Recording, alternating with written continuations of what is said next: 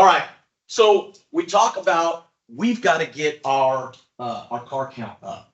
And unless you're willing to stand in a Bigfoot outfit and stand out front with a big arrow going like this, traffic, trying to get people to come into your store, really the only tool you've got is the phone. That's the tool that you use as a salesperson to get customers in. We don't make sales over the phone. We get business is what we get off the phone. So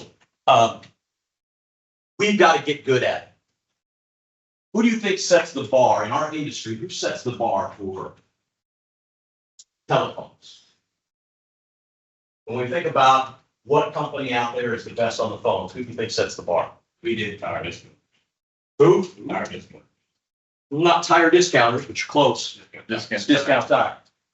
Discount Tire, again, I've been in this business 42 years, and every time I go to any kind of phone training or I attend some kind of a phone seminar to learn more about the phone so that I can help bring that to you guys, every time it's Discount Tire. And that's because Discount believes so much that that tool is so important. They spend 80% of their training budget on the phones. That phone is the best tool that you have as salespeople to get customers into your store. How many of you guys listen to Marchex calls on a regular basis? You're listening to the Marchex. You know what I'm talking about when I say Marchex calls? You're recorded calls. So only a couple of you are listening to Marchex calls? Okay, that's good. We're going to chat a little bit about that too. You've got to start listening to those calls. You need to start. I would highly recommend that when you leave here, if you're going back to the store today, if you're not going back tomorrow, whatever, go back to your boss and say, I need to start listening to my calls. Because you would be amazed. You might think you're wonderful over the phone, but listen to yourself. And you'll go, I didn't know I said things like that. Or I didn't know I did it that way. You'd be amazed at what you hear. I mean, I consider myself pretty damn good on the phone, and I know that there's improvement I can make when it comes to that stuff. So quite frankly, I hate the fact that Discount is always the best on the phone. I would like it if Big O, somebody said we do, and I would love if that was the case. I would love Big O to be setting the bar in that. Because I know that if we set the bar, we'd be getting more cars into our stores. Right now, our conversion rate is pretty low. You can see that here. So we've got to get better on our phones. Like I said, our car count is down. This month is about 2.5 cars. As a whole, this year, we're down about a 0.1% over last year. So we're very flat.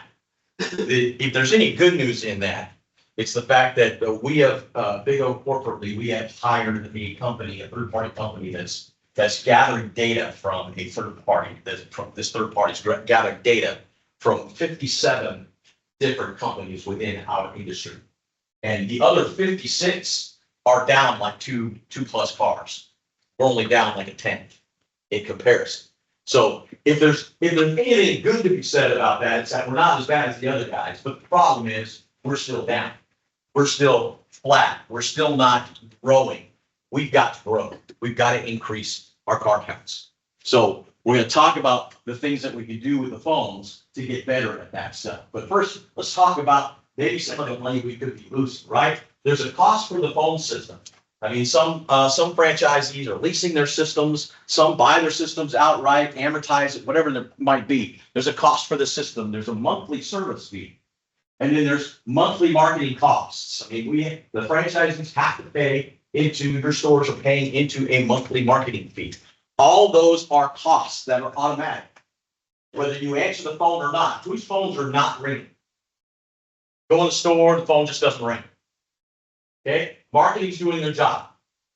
That's what marketing is supposed to do, is get your phones to ring. If they're ringing, they've done their job. Now it's on us. We've got to get we've got to turn that phone ringing into a door swinging at the phone. We've got to get them in the store. So those three things are automatic. And then if you add in the fact that our national ticket average is $325, if we don't win that phone call, if we don't get that customer in the door, that could be costing us somewhere around $400 on average. Not winning that phone call.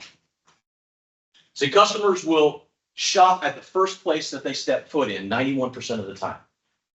So if a customer is calling 2 or 3 different places, trying to figure out where they want to go shopping, who's always got the best price?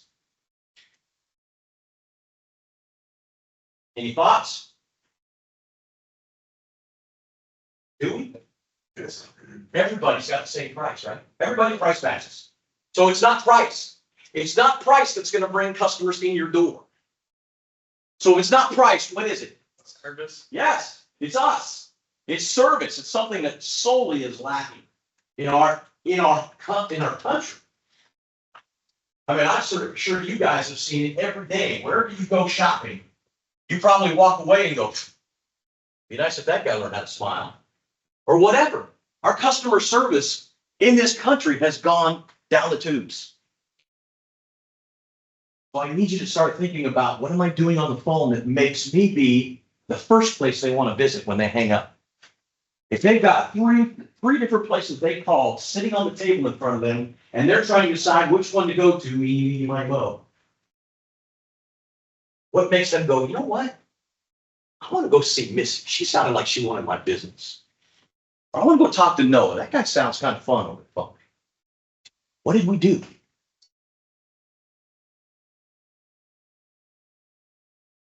If you're getting 30 calls a day, which is our national average, some of you guys are getting more calls a day, some of you might be getting a few less, but if you're getting 30 calls a day, that's about 9,300 calls a year, based on 310 days a year, which takes Sunday, right?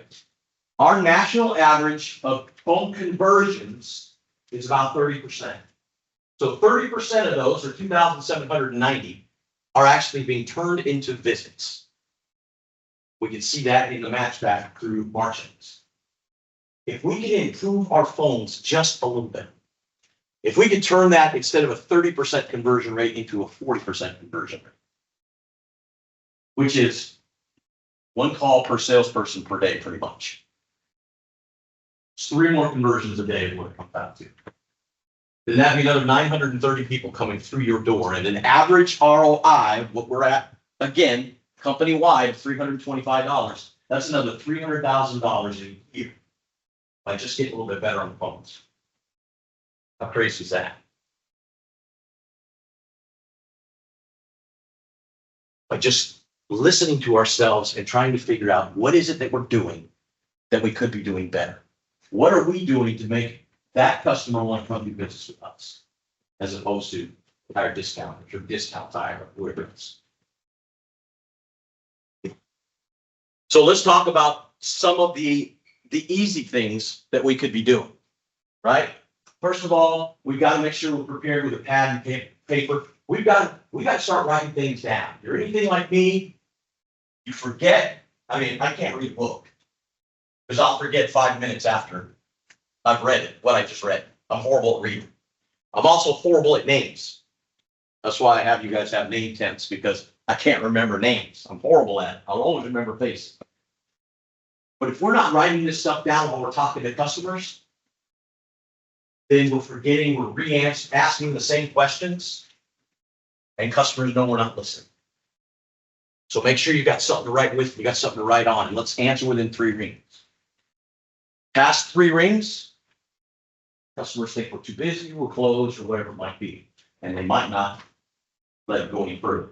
I will tell you right now, we have a third-party company that we are running a pilot with, where we are doing a rollover pilot with them. So 17 stores are on this pilot right now. And when it gets to the 3rd ring, after the 3rd ring, it automatically transfers to this call service. And they're picking up the phone with the sole purpose of trying to get an appointment for the customer. Okay? I like the idea, but I don't like the idea. I like the idea because it's working. We're actually getting about a 30% conversion rate on those calls as well. What I don't like about it is it's a call service. It's not you guys. I want the professionals to be answering phones. These call service people, they don't know anything about automotive. They don't know nothing about tires.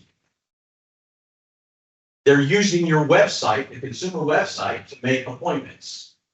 But when it comes to a tougher question, they can't answer. So that we've got them instructed that if they get to a question that they can't answer, then they do a warm transfer to your store. So they'll say, can you hold a moment while I transfer you to a salesperson? And then they do a warm transfer to the store. Then we just gotta hope that, you didn't answer within the first 3 rings, well, you answer within 1 transfer. So we're seeing some success with it. But this business is about building relationships, customer service. If we treat people like a transaction, then that's all they're gonna be. And we're not gonna see those loyal customers coming back to us. They're gonna try us and possibly move on, try somebody else next time, if they come in at all. We've got to start building relationships from the moment we get a chance to talk with them. And that starts with the phones. So try to answer within 3 rings, because I would much rather it be you. Now, I don't think any of you guys are on this test right now. We have it some area, another area. But if this thing ever went global, I would much rather it be you guys, because you're the professionals, than somebody who's paid, $12, $13 an hour to answer phone calls. I want you guys to have a relationship, not them. Smile when you answer the phone. Would you agree that the customer can hear smile on the phone? Absolutely. My previous company, they sent out these little mirrors that we had to hang next to every phone in our shop. And you actually, on the bottom, it said, "Are you smiling?" And you actually had to be looking in that mirror and smiling before you picked up the phone. Our district manager would come in and watch you when the phones ring. Are you picking up the phone? And before you pick up the phone, did you look in that mirror and go, "Think you're calling me go tired"? It's that important. So again, I urge you to start listening to your Marchex calls. And I want you to test yourself. Listen to that greeting. Pause the recording right after the greeting and ask yourself that question. Does it sound like I was smiling? We all think we might be smiling. Oftentimes what happens is you're picking up the phone in a rush or in the middle of something, and you're not. It's kind of rote. It's muscle memory. And we're not stopping to think, I need to block out of my mind the last thing that just happened so I can smile and be attentive to this customer. So we can start building that relationship. Again, I want that customer hanging up the phone going, "Man, I really like the way that Richard talks. I gotta do this and that." How many of you buy things from certain people because you like them, you trust them, you've done business with them? You could probably save money down the street, but you do business with them because you built some kind of relationship. Anybody? I bet you all do that. The gas station in town. Yeah. You go to a certain K to get your monster drinks because, I can get it at 7-Eleven for 20 cents cheaper, but I go to that one because they say hi to me every time I walk in or whatever. That's what we got to start thinking about, is building those relationships where people want to come and do business with us. Where people are like, "Yay, I need tires. I get to go to B&O." Make sure you're smiling. And of course, in the greeting, we say end with your name. We hired a lady years ago called the telephone doctor. She came out and did one of our conventions, but she calls herself the telephone doctor because she does a lot of studies on the telephone and how to talk on them and all that kind of stuff. And one of the things that she taught us was, in your greeting should be short and it should end with your name. Thank you for choosing Big O Tires. This is Derek. Short and simple. Why do you think that would be? Any thoughts? Easy to remember. What's that? Easy to remember. Easy to remember. Yeah. If I end with my name, they know what my name is, right? Hopefully they can remember that. Any other thoughts? Personal. We're using names, right? Our goal is to get their name as quickly as we can, because we want to use their name throughout the phone call. That's what makes it personal. Thank you. Yeah. That's what makes the phone call personal. It's using their name, talking to them like they're a friend. So we've got to get their name early. What she taught us was that oftentimes when you end with your name, they'll begin with theirs. Thank you for choosing Big O Tires. This is Daryl. Hey, Daryl, this is Noah. I'm looking for some tires. Hey, Noah, you called the right place. I got thousands of them in stock. And if they don't, we don't get their name right off the bat, they don't give it to us like that. It's so easy to turn around and get there, right? They choose Big O Tires, this is Daryl. Hey, Daryl, I'm looking for some tires. Great, you called the right place. Got thousands of them in stock. Who must be with? Get their name, write it down, use it throughout the call. That's what's going to personalize the call. And again, at the end of that call,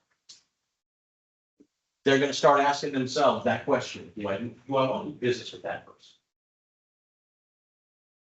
Because it ain't price. Okay? Next, we need to determine why they're calling, right? I mean, that's usually pretty easy. They're going to tell us what it's all about. If it's tires, we need to determine the size so we can give them an as low as price, right? Again, you guys are the professionals. So I would prefer that we weren't asking them, do you know what size you're looking for? I don't know, what kind of car you drive? They might offer up a size. They might say, hey, Daryl, this is Hunter. I've got 225, 16s. I'm looking for a price on those. I'm going to write that down, but I'm still going to verify that that's the right size for this car. Great. Let me look those up for you. What kind of car are we putting these on? Huh?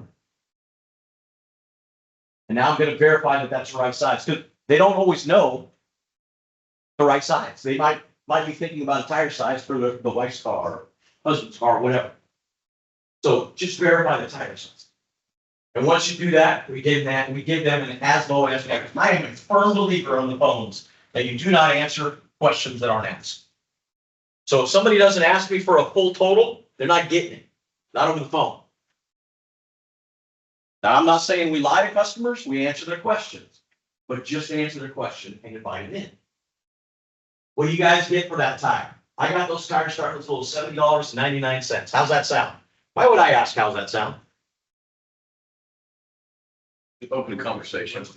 What's that? Answer the question. Get them to answer the question. The question, then how's that sound? Right? You're pretty much in an open question, so you actually. Yeah, I need feedback, right?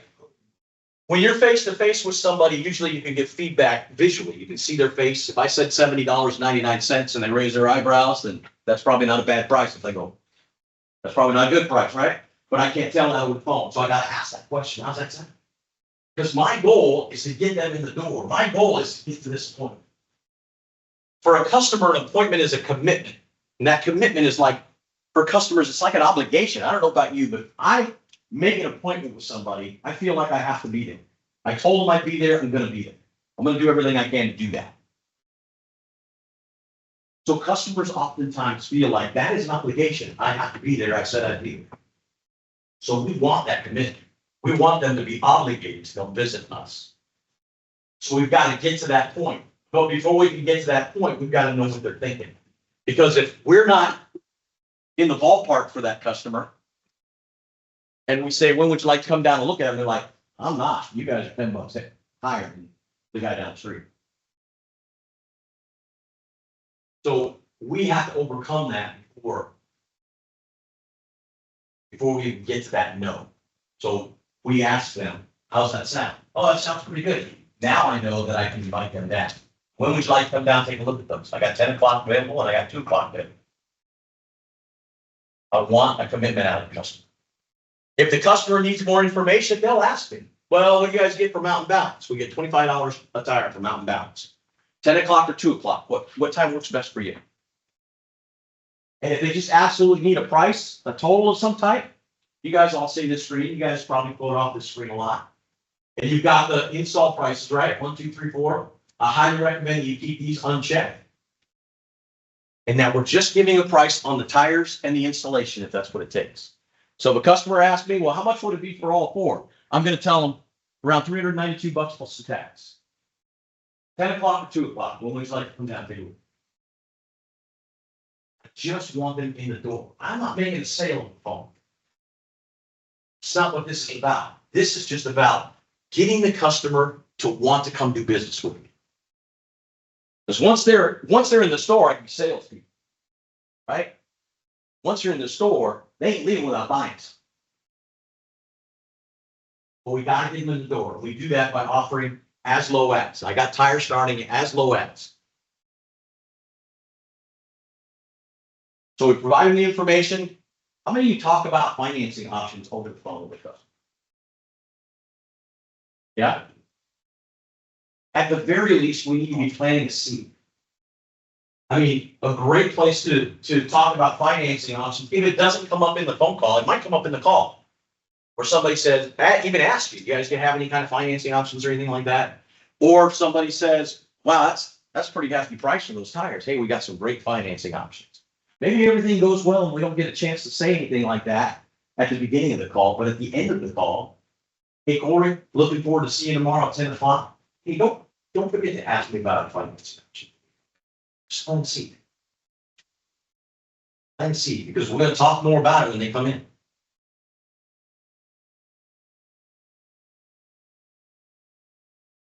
Okay? What if it's an oil change house?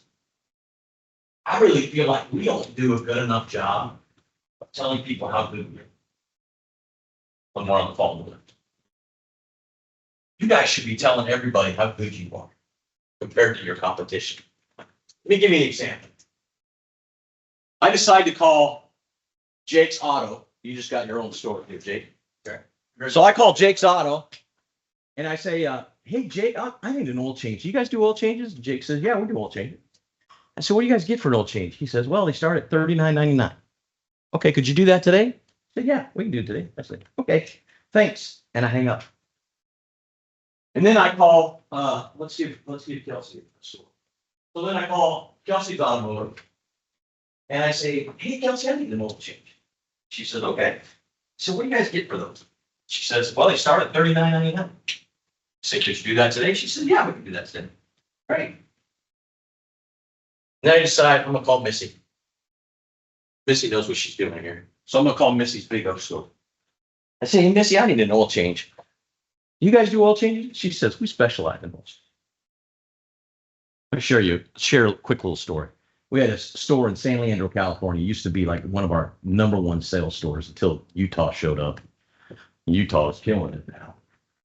This store was one of our top sales stores in the country.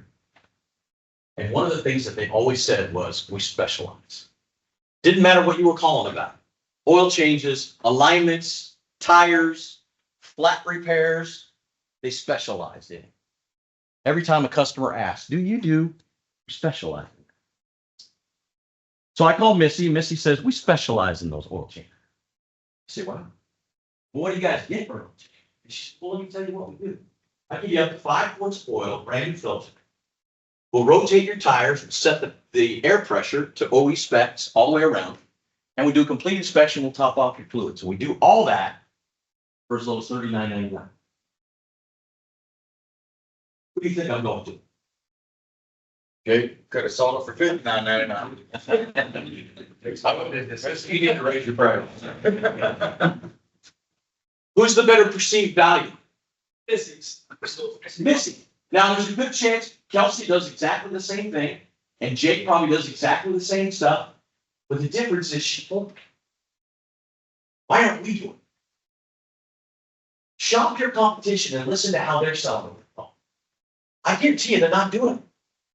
If you were doing it, you would have a better perceived value. Remember, our goal is to get that customer when they hang up to say, I want to do business with that person. If they don't have a commitment, if you didn't get a commitment from them, we want them to think, I'm going to miss. That's where I'm starting. Right? They might think, hey, I might have to go to 2 or 3 places, but I'm starting here. And again, 92% of the time they buy in the first place they step foot. So don't be afraid to tell customers what you do. And you can do that with anything. You guys do flat repairs? We specialize in flat repairs. Well, what do you guys get for a flat? First of all, how many of you guys are charging for flat repairs? Okay, good. I tried this yesterday and they're like, well, we don't charge for flats. But so what do you guys get for a flat repair? Well, let me tell you what we do. We'll locate the injury, remove the tire from the wheel, we patch on the inside. We'll fill the injury, remount the tire, rebalance the tire, put it on your vehicle, torque the wheels, and we'll check the air pressure all the way around in the other 3. And we do all that for 35 bucks. How many customers, when they call you on the phone and ask you how much for a flat repair, get a little angry because it costs so much? What, for a flat repair? You ever hear that? Probably less today than we used to, but still happens. People still think you plug tires. So maybe that price won't be so shocking when you tell them everything you're doing. We do all that for just 35 bucks. Start telling customers how good you guys are. They deserve to hear it.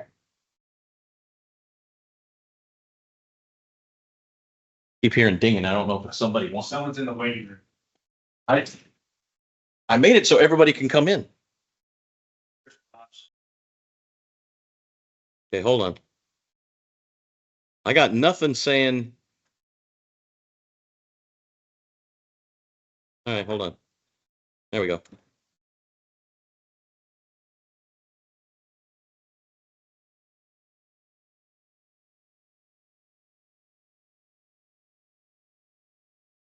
Okay. You just got a, What's that?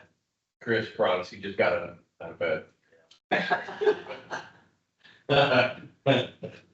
Glad you could join us, Chris. All right. And then if somebody's calling for a repair, obviously I want to make sure that we're not diagnosing over the phone. You guys probably have been hearing that and have never done that, but just so you know, if we diagnose it with a phone, we have a chance of kind of pigeonholing ourselves into some kind of cost or something like that. So let's just let our customers know that we have certified technicians. Y'all have certified technicians? If not certified, are they certifiable?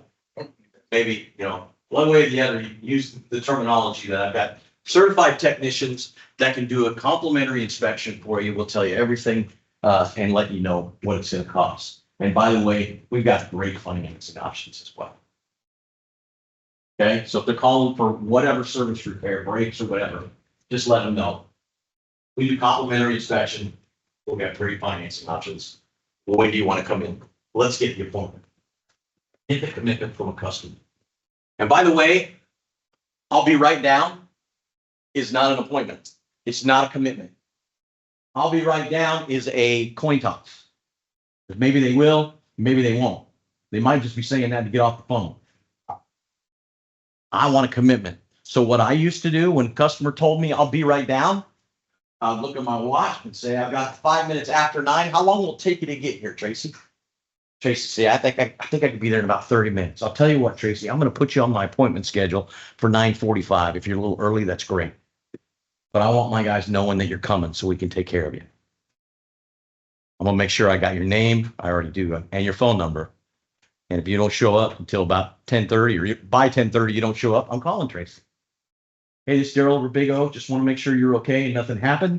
If we can still help you, love to do that. Is there a better time? I want commitments from customers. I don't want to, hey, I'll come right down. And you'll hear that a lot on your own call. Hey, just bring it down. Let's see commitments. Just bring it down. It's not commitment. It's a coin toss. You're flipping a coin on 325 bucks.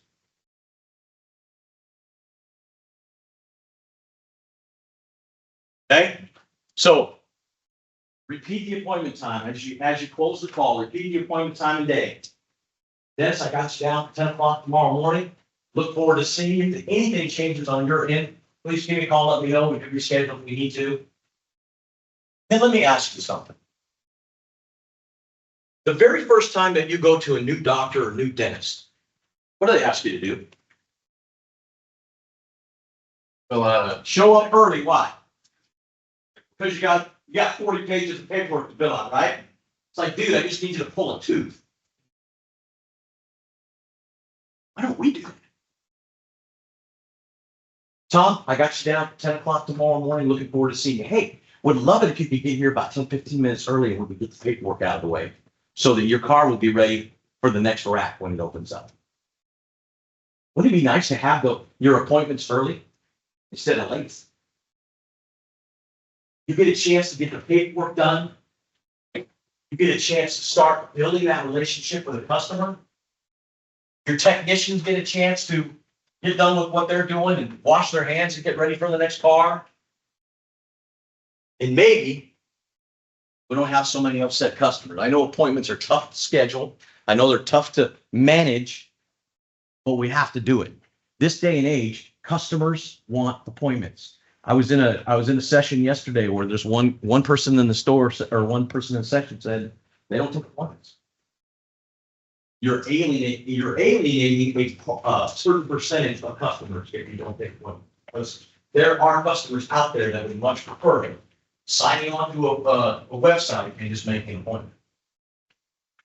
When you say you don't take appointments, I mean, how would you not? An appointment is guaranteed money. Or you get calls that say, you don't take appointments Yeah, because they want to make an appointment. that's right. And are appointments always, I need my car done in an hour? I would venture to say appointments more often than not are just, I need to make an appointment to drop my car. They just want to know you're going to be able to work on it that day. Most of the time, they're willing to leave. So let's keep those commitments for customers. Every call should end with, looking forward to seeing you tomorrow at 10 o'clock or whatever that. So schedule an appointment, verify customer information, always offer landmark directions.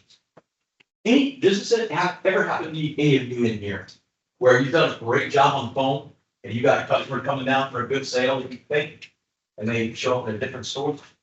Did that ever happen? Yeah. But you guys all love each other so much that you go, oh, that's Taylor over at the other store. Let me get the Taylor store, right? You guys take care of each other like that, right? You know, you usually do the business and then call Taylor and say, he did a really good job on the phone. That was a $1,200 deal. Thanks, man. Yeah. So oftentimes customers have a picture in their mind of where they think they're calling. And that's what happens. They thought they were calling the other store and they showed up at that store. So let's start giving them a picture of where they should be going. And this doesn't happen. This isn't just Big O to Big O.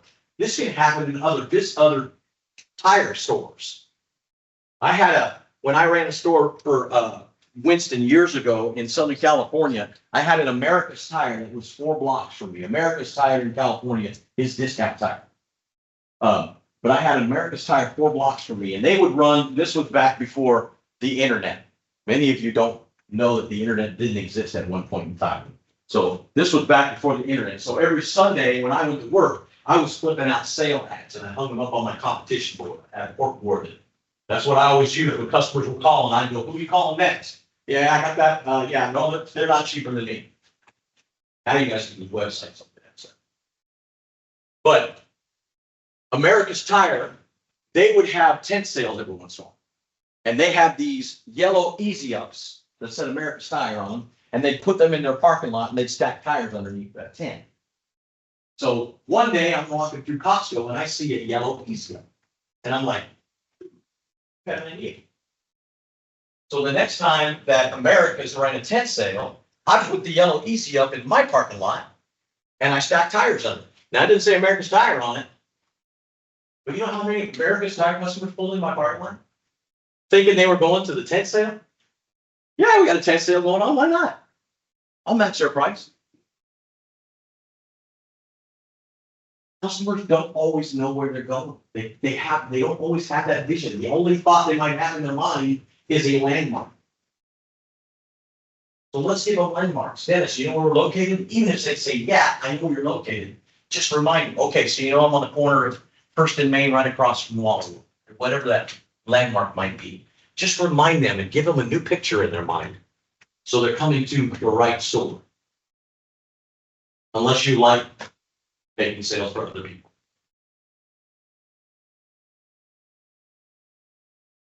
Again, don't forget to ask me about our financing options. I love that for closing on phone call.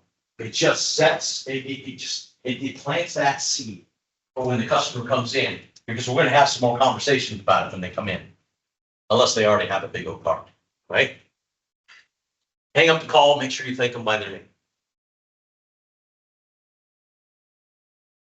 And when you're trying to get an appointment, make sure you offer them options. Customers like to know that they made the decision. So let's just not say, hey, Dennis, I got 4 o'clock available. Give them a couple if you can.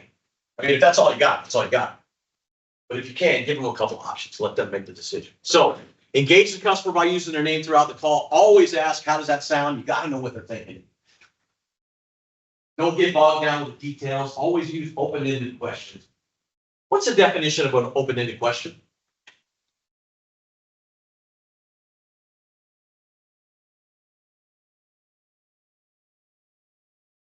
He's already did question. What? Question. He's got to have a yes or no answer. One more time, question that what? Does not have a yes or no answer. Yeah, it's a question that requires people to talk a little bit, right? I need some explanation. I've got to get information from a customer. So, and this really plays out in the 5-step process. So we'll talk more about it then. But open-ended questions are questions that require somebody to, I'm going to borrow, that require somebody to talk to me. I want information because when I want to make a sale, I need to be what'd you do?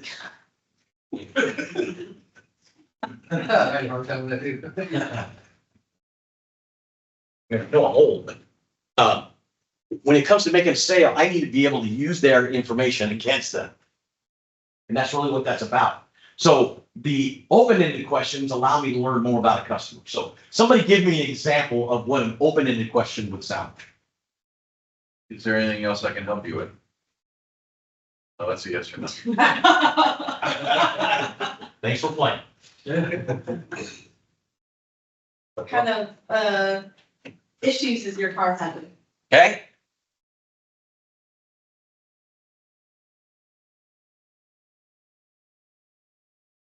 What else?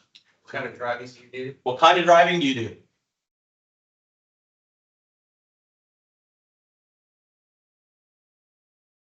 What else? Huh? How did you hear about this? How did you hear about us?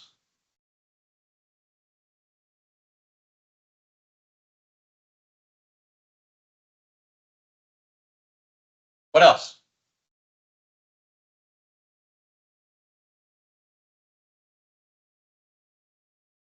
Can I help you?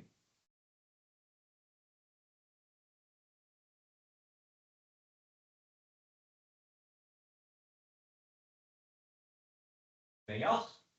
How soon do you need these tires? And that, by the way, is a great question. That's supposed to be soon.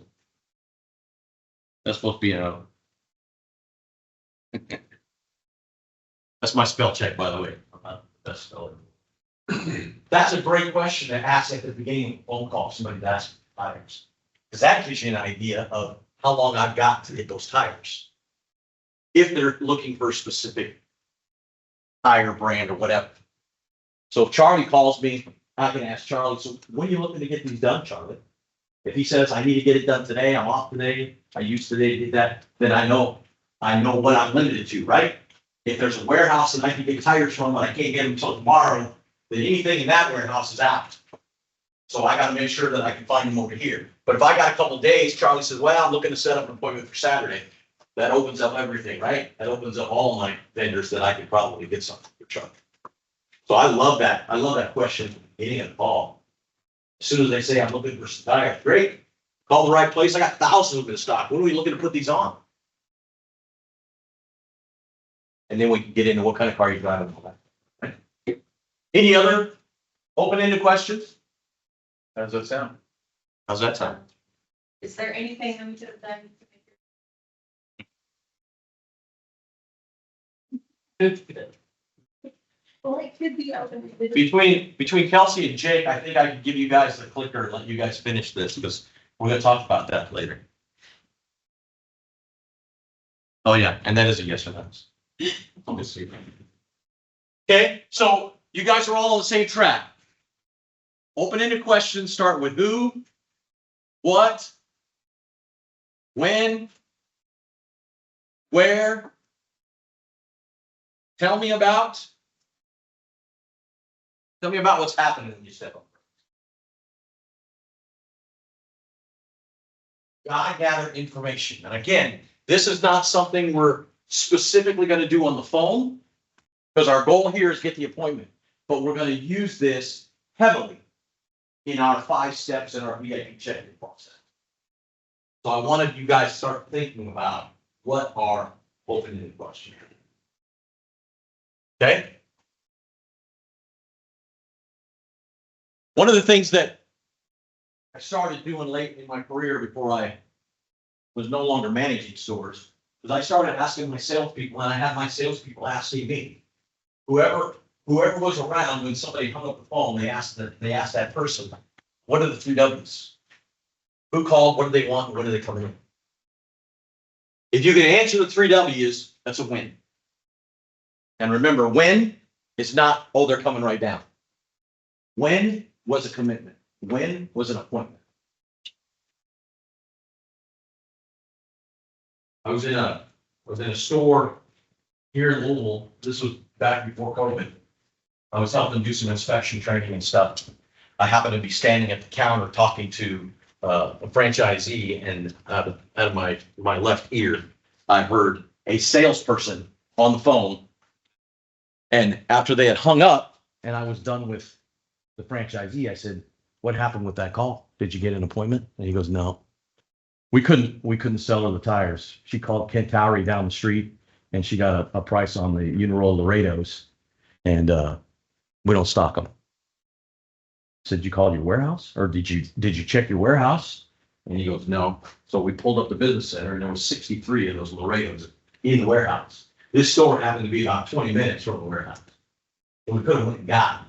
And then he saw the price and he's like, man, I probably could have saved over $100 for that set.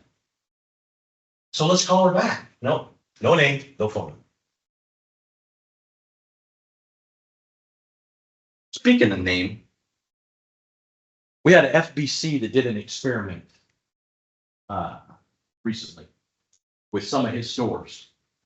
He has a part of his market is a small cluster of stores. He took those stores and he listened to 33 phone calls on Marchex. Listened to 33 calls specifically to find out how many times we got the customer's name in those calls. You want to take a guess out of 33 calls, how many times we got the customer's name? More than 0. 32. Way less than 30. A third of the time? Less than a third. 1. 1 more than 1. 2 times out of 33 calls. 2 times out of 33 calls. And I guarantee you, if you ask all 33 of those guys that took those calls and ask them, did you get the customer's name? They'll say, oh yeah.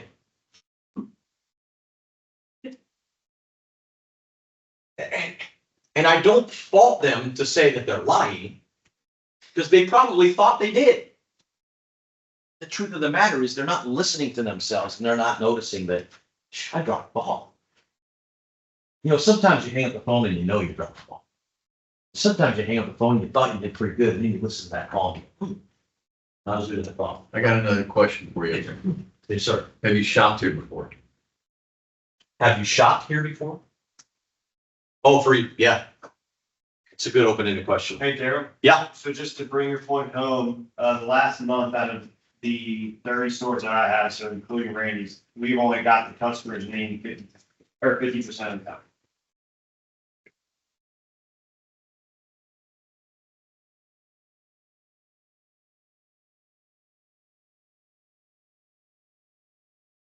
%. Out of 25,659 calls. There's 5 calls that we did not do. It's so easy. It's right at the tip of the call. Okay. You would think that the first 2, who and what, would be slam dunks. I mean, what definitely is, right? Because nobody calls without a reason. So they're going to tell you the reason. So the what should be easy. The who, I think, should be very easy. The when, just got to be willing to ask every customer for that commitment. We want them coming into the store. That's where we make the cash register. I want to share a couple of screens with you from Marchex. First of all, I think it's very important that y'all are listening to calls, and you can listen. Here's the call log. This is the website. I know that some people have, the franchisee might be sending you an email or text or something with the link to your phone call, and then you can just click it and it goes straight to your call. This is the actual website. So those of you who are managing stores, you should have access to this and be looking at it. And I would highly recommend that you are letting your people see it as well, your salespeople see it as well, and listening to calls. And not just your own. Listen to your team's calls. Not so you can pick on each other, but so that you can start hearing each other and either help make each other better, or find that one person that's supposed to be a rock star on the phone, according to Mr. Hackle, and say, Jake, I want you working with this guy for the next 2 days. I want his phone skills to improve. Yes. So if you, to Daryl's point, if you guys on this page and click on agent tracking, agent script tracking, the couple ones down from lost opportunities. On the bottom right, it'll tell you what Daryl's talking about. So, promotions and offers. When we talk about conversions and getting sales, we only mention our promotions 20% of the time on the phone. We verify our location 6% of the time. We confirm the appointment 46% of the time. So all this data is right there. You can do any date range that you want. And then the next one below, transcription search, you can type in oil, brakes, tires, and you can select if the customer is saying it or the salesperson is saying it. So for instance, if we bring up tires and for the customer saying it, let's see what the percentage is. 50% of our calls out of 25,000 are tires phone calls. If customers saying we're tires, not us, but obviously bigger tires, we want to filter that out. So there's so much information to Daryl's point that you guys could use besides even listening to calls, which is also vital, but there's so much here that you can learn by not even listening to a call and how your stores perform. Yeah. This page right here is called the Lost Opportunities page. This page basically tells us that somebody somewhere along the line has dropped the ball. This is all of the company. This is all of Big O. And the date range here is a month. It's April 14th to May 14th. But you can see that we had 57,000 failed calls. Now, a failed call is either they were left on hold too long, so a customer hung up, or they hung up during the transfer process. So, you know, when Marchex comes on, said this call might be reported for training purposes, somebody might go, I don't want to be reported. So they might hang up then, or they might. Some franchisees have these IVF systems where you call up and they say for hours and location, press 1. For a salesperson, press 2. Some people might hang up then. And then, of course, the other one is nobody picked up the phone at all. So there's plenty of those. The unanswered calls, though, I would say, you know, we can't really judge too much of that just because it doesn't differentiate your hours. So some of those unanswered calls could be after hours, it could be during holidays, days of close, where it might be.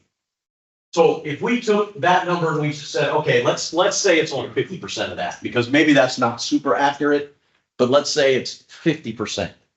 That's still an impact of $4.5 million. Now that's company-wide. So again, if you log in on your website, under your credentials, you will see this information for your own store. But what I really like about this page for you managers or people that are managing people, managing schedules, this tells you when, the day of the week, and the hours of the day. So in this particular case, when did most of the failed calls happen? Monday at around 10 a.m. was the worst time. So as a person that might be in charge of schedules, I need to start thinking about what's going on Mondays at 10 o'clock that I'm having so many failed calls. Why is that the worst? Do I have too many people off that day? I know when I ran stores, I used to give I had 2 sales guys for me, so we always rotated 3-day weekends. I was a nice guy. If I saw this, and that was happening on Mondays, I'd be taking away the 3-day weekend. Sorry, guys, we can't do it. Or I'd move it to Friday, Saturday, and Sunday. But I need to make sure that I'm scheduling better right here. If that's what I see the problem to be, which is interesting in this particular case, because when we look at the next page, which is high intent calls are when the AI system in the computer system hears what sounds like a customer looking to buy. So when a customer's saying words like tires and oil change and can you do that today? And can I make an appointment? Stuff like that. That is a high intent call. So it gets flagged as a high intent. So if you do go in and start looking at your calls and listening to your calls, you open that call log and you see a green star next to it, it's called a high intent call. And those are customers who are probably looking to buy. So in this particular case, we had 262,000 high intent calls with a possible impact of $42 million. Again, same date range. And this is company-wide, of course. But here's the interesting part. What day and what time those high intent calls hit me? Monday around 10 o'clock. And that also happens to be where I failed. The worst part of our fails. So, do we need to do some scheduling? That's really what that's about. Okay? Any questions on any of that? Yeah, so you could use that for a certain day, but certain guys are off. Mm-hmm. See you. But Yeah, absolutely. You guys have all seen this, right? I was in a class in Kansas City last month, and one person in the class said, "Yeah, we were taught to just keep hitting that button right there." So this is what you see when somebody requests an appointment, right? So we've got to do something with it. My opinion, best practice is that we call every customer appointment request. Even if all you're going to do is accept the appointment, you still need to be great to call that customer. Remember, we're in the customer service business. We want to start relationships. Why not do it with this? Why not make a quick courtesy call to Mr. McCombs and say, "Hey, Mr. McCombs, it's Daryl over Big O. I see you want to come in tomorrow at 12 o'clock. That's a great time. I can have everything ready for you. Is there anything else we can do for you while you're here?" "Oh, yeah. Can you guys rotate my tires for me too?" "Yeah, absolutely." Just a quick courtesy call to say, "I can't wait for you to be here, man. We're looking forward to it." And we accept the call. You guys ever get any of these where they're requesting tires that you don't have in stock? okay. A lot, right? Because we got everything on the website. Customers don't know what we have in stock. We're working on some fixes for some of that stuff, but until then, actually not until then, we just need to call every customer. So if Mr. McCombs was looking for some tires I don't have in stock, I could call and say, hey, Nick, this is Daryl over Big O Tires, and don't you want to come in tomorrow at noon to get those vehicle tires? I have them in my warehouse. I can't have them here by noon, however, I can have them here by 4. Would you like to reschedule for 4 o'clock or tomorrow or whenever? Or if you really need to get something done at noon, I've got plenty of other tires I'd be happy to show you. Does that still work for you? It takes minutes to make a quick connection with a customer. And then we can either accept the appointment or we can set up a new one for the customer. Right?